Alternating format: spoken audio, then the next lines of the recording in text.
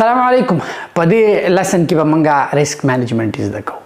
ډېر خویندرونه میسج کوي وروره پته راته نشته چې څه خرڅ کړم. ها دا دنیا چا پیدا کړي؟ د زمونږ نیکونو نه، خو بیا هم مونږ چې دی هلکه دا ځمکه زما را تجربه خرڅوم د الله ځمکې خرڅوې او پیسې پیالو قبضه شوي یو پې سپوږمۍ د چا پلار جوړه کړي خو الله جوړه کړي. نن سبا په سپوږمۍ کې ځمکې خرڅېږي. په سپوږمۍ کې خلک ځان له ځمکې اخلي او خلک یې پیسې اخلي. نو که په خرڅېدو شي د زړه سره هر څه خرڅېږي. غوښان خرڅېږي، پټو ته اچولی کېږي، ویښته خرڅېږي، هر څه خرڅېږي. یاره زړه سره ته ولې زړه خورې چې څه خرڅ کړم؟ جنګل سکاوټ کې تا ته ما اپورچونټي فاینډر ښولی رایټ. سټارټلی یارېږه مه اټس فاین. اولخ یارېږه مه که نقصان وشي. ته نه یارېږې چې سهار هر سهار کار له ځې، ته نه یارېږې هر سهار پاسې د دې نه دې یاره نه کېږي.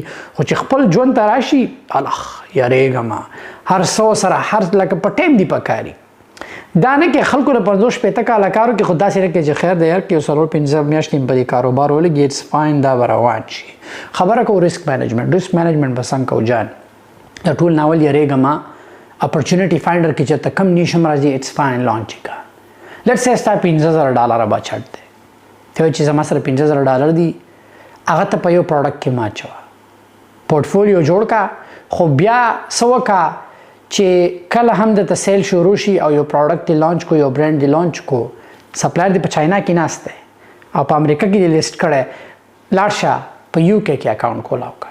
سیم سپلایر دی نیکسټ ټایم چې ته کله 1000 یونټ لې سپلایر ته یاره 1500 یونټ چې دی امریکا ته ولېږه، 1500 یونټ دغه ته ولېږه UK ته. 2 باکسز به وځي، یو به ټوورډز UK لاړ شي، یو به ټوورډز امریکا. څه د دې نه تا ته څه میسج میلاویږي؟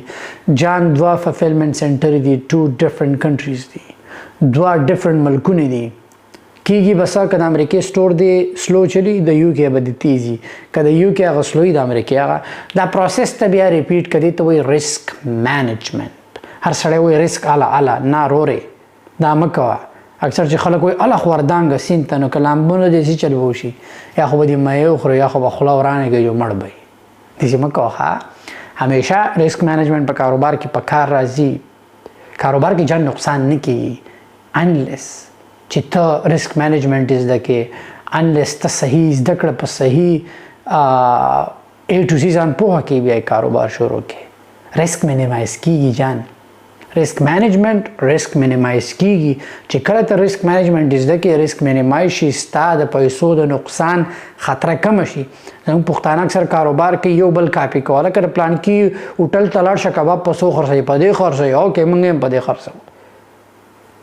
ولې؟ کېدای شي هغه ټماټر خپل کړي، د غریب سړي بیا ته ولې د هغه په پرایس ورکوې؟ کېدای شي د پیازو باغ یې خپلي، کېدای شي د څاروو فارم یې خپلي، کېدای شي تا له قصابي چې دی د غوښې کیلو په 1000 درکوي او هغه له به 500 ورکوي. ته څنګه هغه په پرایس کې؟ نه، هر شي ته به ګورې.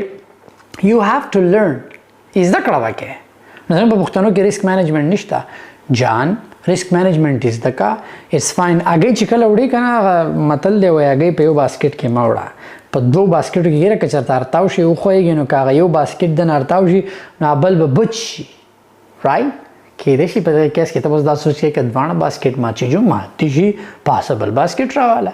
ولې دا د دنیا اخرنی دغه دی وخت دی چې ته به وسوی چې مات شو لاړو. نه، که ارتاویږې پاسه ته چې وړوکی وې رایټ، تو لاندې اول کېناستی نه شوې، مور پلار دله جامې او صفا کولې به یې هر څه به یې کول، بیا چې چلو شو کېناستې اکثر به غورځېدې، مور پلار به بیا دې چل شروع کو، تو لاندې شروع کو. چې کله په ګرځېدو شي رارتاوېدې به پاسېدې راتقسې ماشوم شه. که 100 پیرې راتاو شي 100 پیرې پاسه کاروبار شروع کړه. که یو پروډکټ دې فیل شي اټس فاین بل شروع کړه، که بل فیل شي اټس فاین بل شروع کړه. د مرګه پورې وکړه.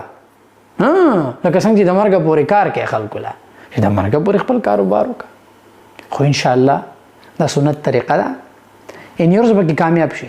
سو دا و ریسک مینجمنټ چې کله هم یو پروډکټ یو ځای کې ښه چلی جان، په کینیډا کې لانچ کا چې پیسې له سره راشي، په استرالیا کې لانچ کا چې پیسې له سره راشي، په یو کې لانچ کا چې پیسې له سره راشي. دا یو سپلایر دی ان ډیفرنٹ ډایرکشن کې باکسز لګا زو بل لیسن ته آی هوپ چې از د کړه بده کړی. ګډ لک.